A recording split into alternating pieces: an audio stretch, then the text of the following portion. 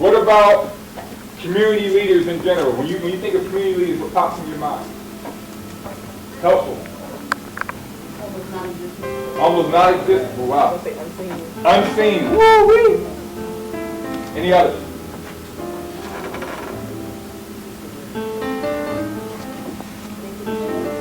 They can change a lot. Last one. Outstanding work. Outstanding work. All right, so we have on this panel a lot of those people we talked about: teachers, politicians, community leaders, those who are in position to do some great work. Now, hopefully we all have thick skin, because we heard some from the young people.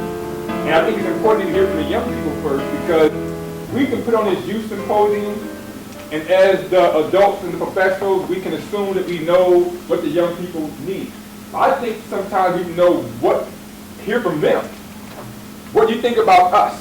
Because how they see us is going to impact the words that come out of our mouth. We can speak truth all day, but if the truth tellers are seen as untrusting, not available, unfair, mean, then they're not going to be received the message. And so now you have an opportunity. You heard their actions. I need each of you to let them know, and you don't have to speak for your whole constituency. You don't have to speak for everyone in your group, but speak personally. Why are you not those things that they just said, as far as from a negative standpoint, or why you are those positive things? So what will you be bringing to the table, not just during this panel, but if they call on you later on in life, why should they see you as someone being available, trustworthy, fair, all those things? And we just go from, let's just start here and just go right down. I was born and raised in Chicago, single-parent home, father went to prison when I was 4. Drugs was an amazing thing, gangs, and all of that stuff. And so when I moved to South Bend, I was mad at my mom. I felt like she gave me up, but really she gave me an opportunity, because I came to South Bend and I was finally able to excel. And in my excelling, I saw the need to have positive people in my life. I had a mentor who, without this man, I wouldn't be at this panel, or I wouldn't be doing the things that I do. And I used to think that it took a whole bunch of people. All it really takes is for one person to have one positive interaction with a kid. Whether that's a 5 to 10 minute conversation, that's taking them to go get a haircut, just spending time and just showing the kid that you care. And what I've learned is I learned how to make invisible people visible. I know what that feels like. I know what it feels like to not have a voice. I know what it feels like to be mistreated, lied to, all of those things that you guys have said was negative. I felt those things. And so for me, what I do is every day I wake up with a mission that I'm going to help somebody.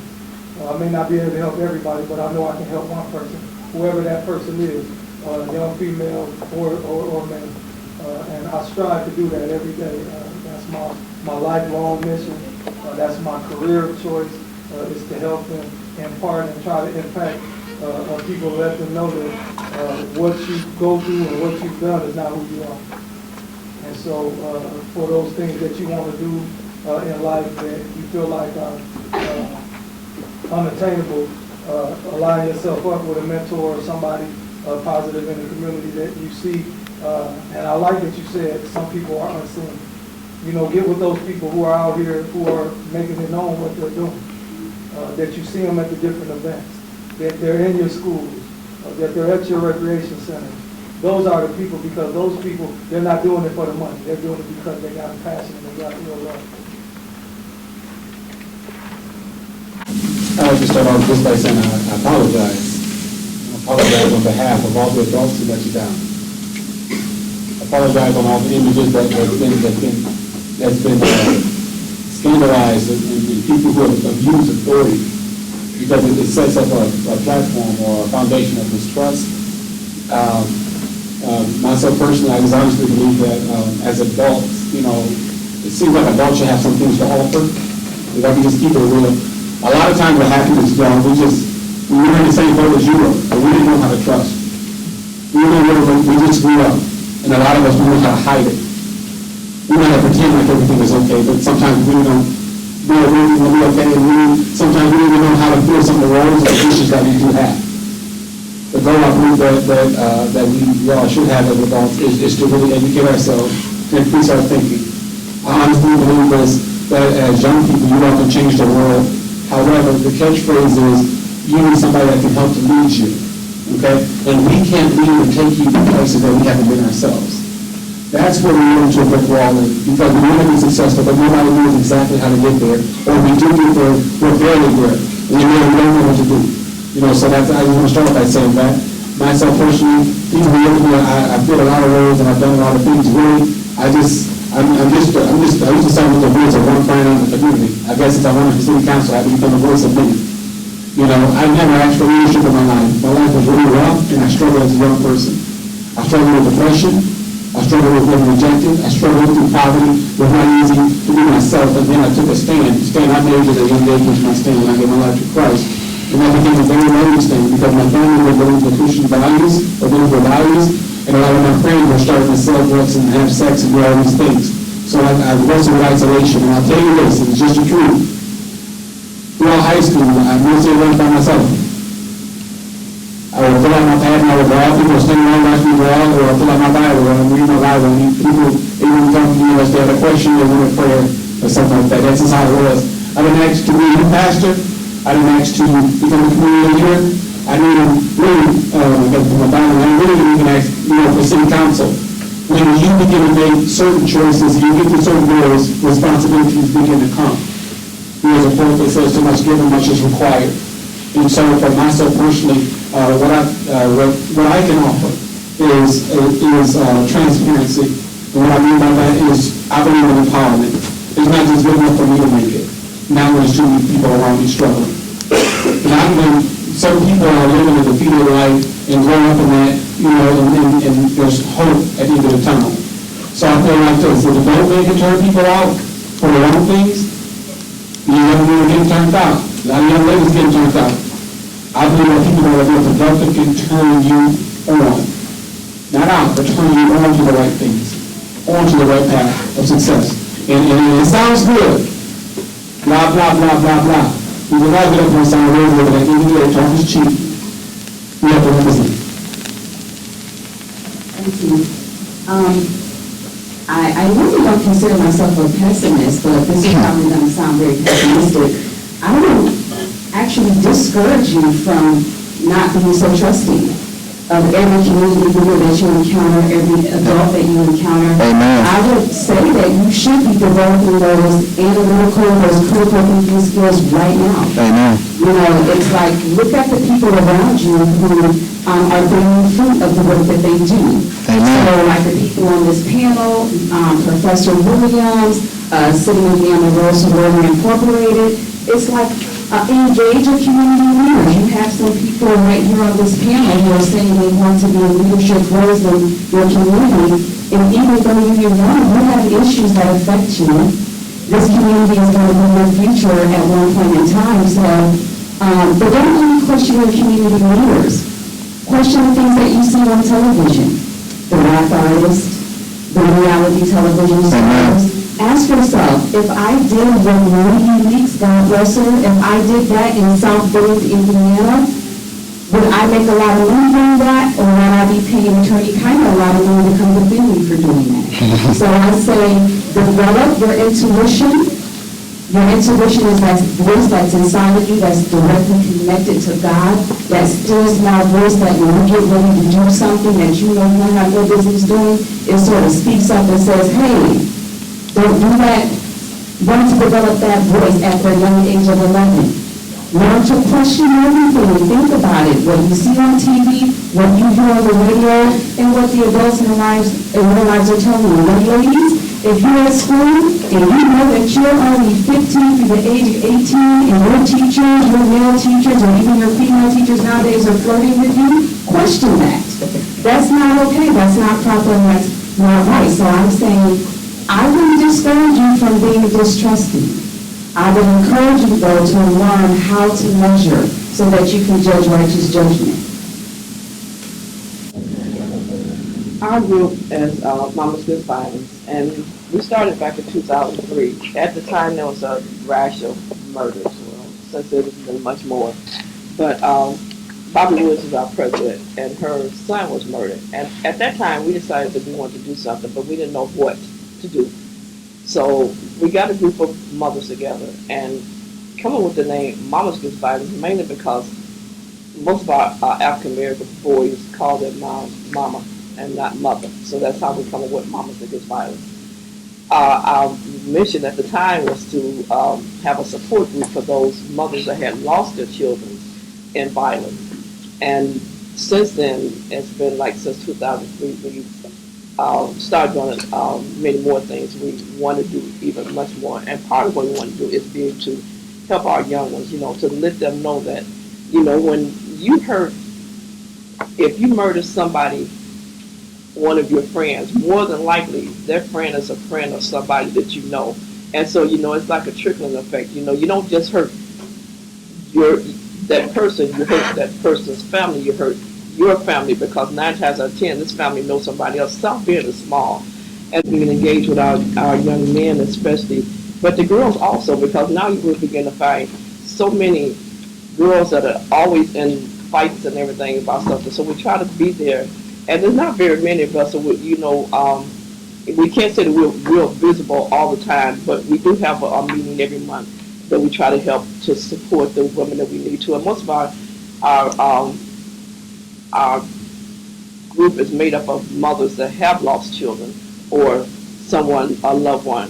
So we try to be there for those people. We also have something similar to this maybe a couple times a year and once every 2 years to try to see if we can get to our youth too. But that's not enough. Just being there once a year to have a conference and, then we go off someplace and everything and you don't hear from us for another couple of years.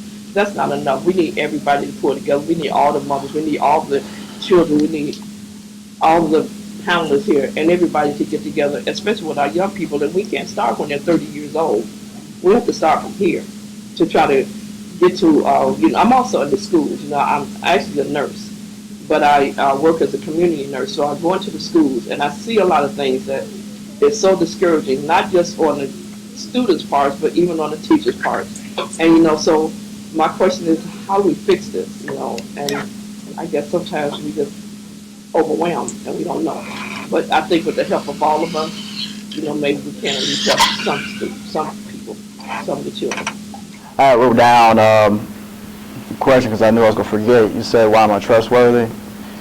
The reason why I feel like that I couldn't even be conceived as being a trustworthy person is my experience, my ability to continue to stand regardless of what the weather is like, and staying committed to the cause, whatever that cause may be. And I think Jamal hit it on the head. He said your fruit, your product, what you bring to the table. I think that is paramount when someone is asking you about why are you trustworthy or why are you an expert on this. The fruit that you bring to the table will suggest exactly that. And so if you have no fruit, you have no product, then clearly you shouldn't gain anyone's trust. But again, trust is given really easily. I think the last component would be a value system that's grounded. And so when you have a value system that's grounded in a belief of God, or my belief of God, Jehovah, Jesus, then those are the things that I bring to the table, and that's, based upon my framework of who I am. And so that's how I feel that, being trustworthy can be a part of who Henry Davis is. All right, so from the young people, how many know someone who has had a negative experience with the police or gotten in trouble with the law? Raise your hand. Oh yeah, okay. Put your hands down. How many of you watch the news and you know about, maybe you've heard about what happened, Mike Brown in Ferguson, raise your hand, or Eric Garner in New York, or, you got Trayvon Martin, who was the differences of a citizen to another citizen. But you have a lot of incidents of people, especially young people your age, it's getting younger and younger, like that young man in Cincinnati, or in Ohio. So it's getting younger and younger. It used to be like, well, just as long as you're not out doing what you shouldn't be doing, you'll be all right. Now it's getting to the point, or they say, driving while black, whatever it may be, or driving while person of color. Now it's like walking while, talking while, breathing while. Now it's like if you're out in public space, if you're doing the wrong things, something could lead to something, and it could lead over here. And we would love just to put all the onus on those in authority, law enforcement. And they have a lot of responsibility. But what we also find is, in a lot of these cases, it starts off over here with a simple request. Young man, young lady, show me your ID. Go home. Disperse. And I know for me being a young person at one time, even now, I can even imagine now, what do you mean go home? You ain't my daddy? What do you mean disperse? You ain't my mama? I leave when I feel like it. And then, in talking to my friend who's a state trooper, he says, well, once you elevate like that, they elevate.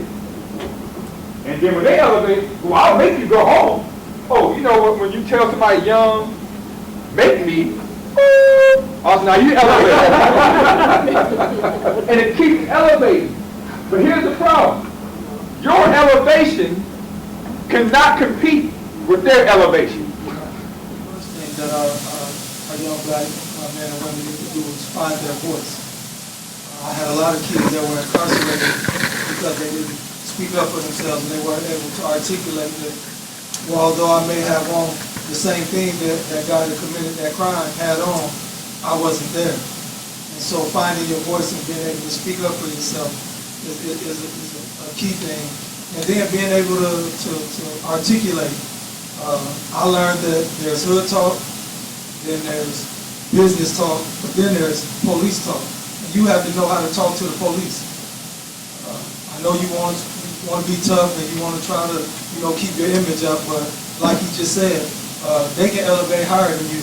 And so if they ask you to do something, regardless if you like it or not, stay within what they're asking, because now they can use that against you and say that you're being non-compliant.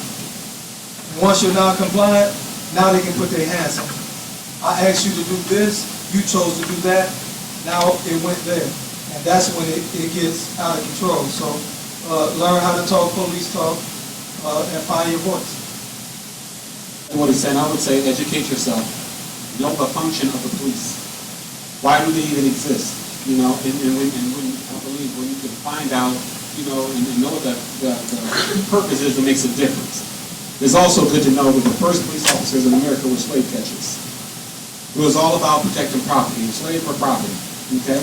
Over time, public safety, all of that was added to it.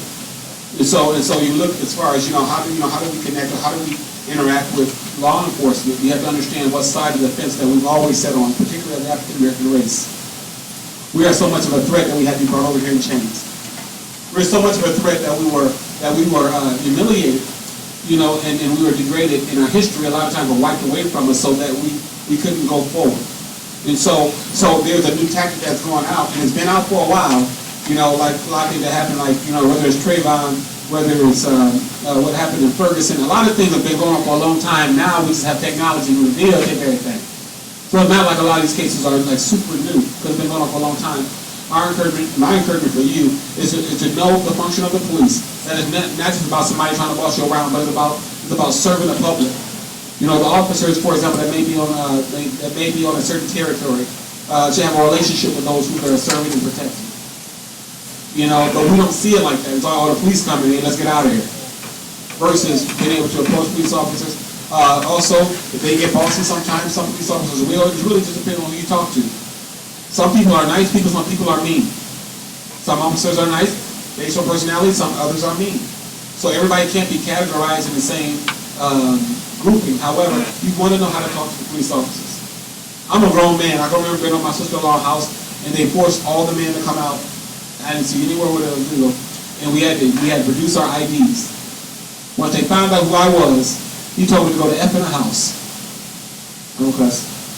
So I went to F in the house. No, I'm joking. I didn't. But I'm like, hold on. Who are you talking to? He said, I said get in the house. I said, I'm not going in the house. He said, you going in the house or you going to jail? I'm like, you can do that. You know, and for me, I thought it was really interesting because a lot of we try to use intimidation. Now, that's not all police officers, but I had to go in the house because I thought thinking to myself, I can fight this and then I can be in jail and I'll have a record. Or I can go in the house and I can go to the mayor's office, you know, and I did put a complaint in on the next day. You know, so it's important.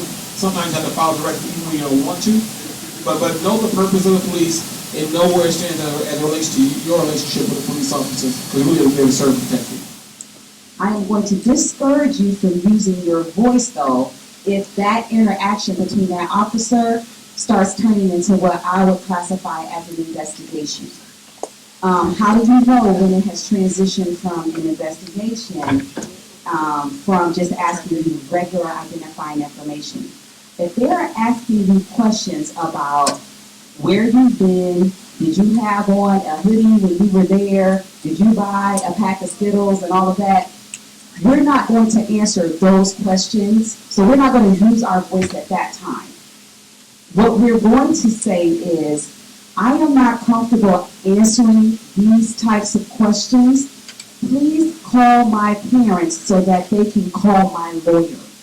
Now, the Supreme Court has ruled that when making a request for an attorney, that has to be unequivocal. So what that means is you have to clearly say, call my lawyer. And I won't go into all of the reasons why that is important right now because I only have 2 minutes. But it's really important that you don't make what I would consider a confession by answering too many questions. Okay, so if the police come to you, Zaire, and he's asking you, what's your name, what's your address, what's your age, you answer those questions. If he starts asking you, were you just at the mall? Were you at Foot Locker looking for gym shoes? And you say, you know what, I'm really not comfortable answering that type of question right now. Please call my mother because I want my mother to contact my lawyer. Now, as far as conducting ourselves, if the police officer were to ask Zaire to take off his hat while he was talking to him, the police officer does not really have a lawful authority to ask Zaire to remove his hat because Zaire speaking to a police officer with his hat on is not against the law.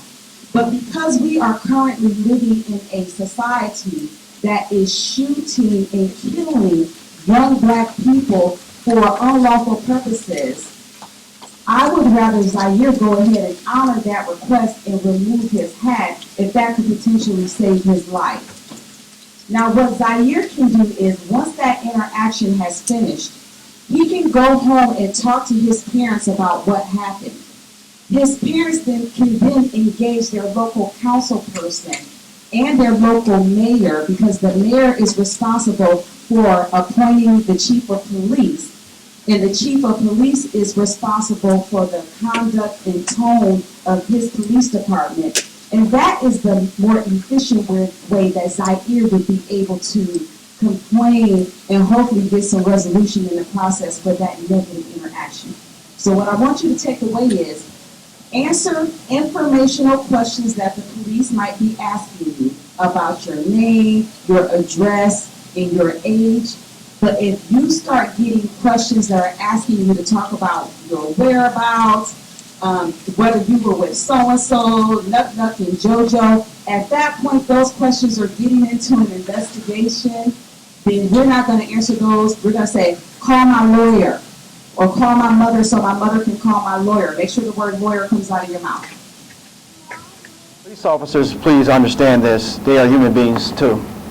They are not perfect in any stretch of the imagination, just like you're not perfect as well. I think the authority thing, is far-reaching when it comes to officers. I've had my own shared experiences with our law enforcement officers here locally when I thought that I had done everything correctly, even by the law. It still turned out to be a very negative experience. I don't necessarily know how to answer that question. I can say we have, and I have spearheaded legislation to start police and community conversations where the locals, residents can come and talk with officers and vice versa, so that you can begin to have a shared experience. You can get to know that person, you get to know what they do for a living, you get to see them on a human level versus a police officer's level. I've also am working to provide more, enforcement mechanisms or tools when it comes to community and neighborhoods or community residents. The impetus of this is a Citizens Review Board, where residents from the community can participate in hearings when the disciplinary actions are being handled for an officer that probably has done something wrong. So in order to bring the trust back or to be able to have those conversations, I think the best way to arm ourselves is becoming more familiar with our law enforcement officers in the area, knowing them by name, and sort of having some sort of relationship with them. I go back again to it. We're all human, and they're human as well. They will do things that probably would suggest it's wrong, but I don't think that there is one set policy or one way of dealing with our law enforcement officers to make sure that you're 100% safe when you're around. I think we disconnect these conversations as well. You put out earlier, sir, about how we have this Michael Brown issue, we have this Trayvon Martin issue. South Bend has its own issues. We've dealing with this tape saga for more than 3 years, which is really damaging to our judicial system here. It's just not racial conversations over the telephone. It's a judicial conversation. And then you go in to talk about young men that have died in police custody. We had a gentleman maybe 2 years ago named by the name of Michael Anderson, okay, that many of us do know and have been around saying share company with them. We've already had our Trayvon Martin. We've already had our Michael Brown. And so if we continue to disconnect ourselves from the actual reality that we're living in our own city, none of these ideas will be plausible because it's not us, it's them. There's a huge level of accountability as it comes to the parents and the family and making sure that their children are learning what is necessary to be productive citizens wherever they live at. If I do not teach my son who is 6 how to behave while he's in school, chances are when he's 18 he's not going to know how to behave in society as an adult. So it is incumbent upon me as a parent that I do foster that growth. However, when you talk about family and a family structure in South Bend, Indiana, or even America, we don't have those same sorts of moms, dads, grandmothers. I had the privilege of having 2 grandmothers, a mom and dad who are still together. I had a very, very strong family unit.